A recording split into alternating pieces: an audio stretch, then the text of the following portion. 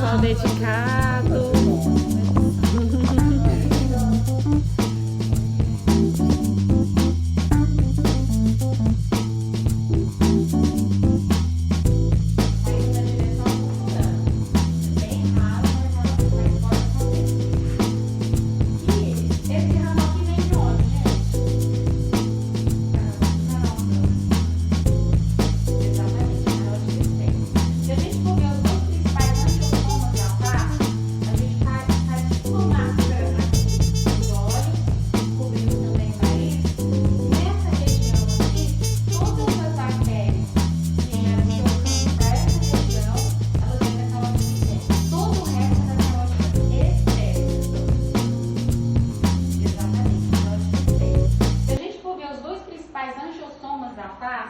A gente faz tipo uma máscara aqui nos olhos e cobrindo também o nariz.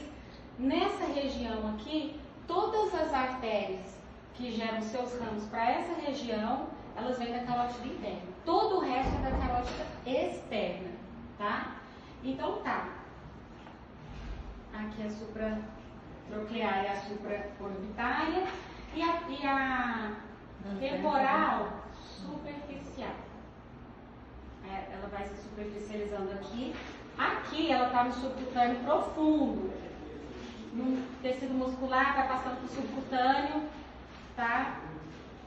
E aqui atravessa a têmpora e vem para onde?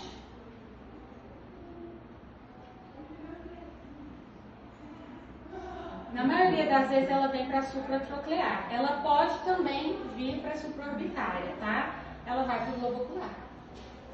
Tá? Então vocês veem que tanto os ramos que irrigam a região orbicular e nasal, oriundos da carótida interna, têm ligação com o globo ocular, assim como os ramos da carótida externa.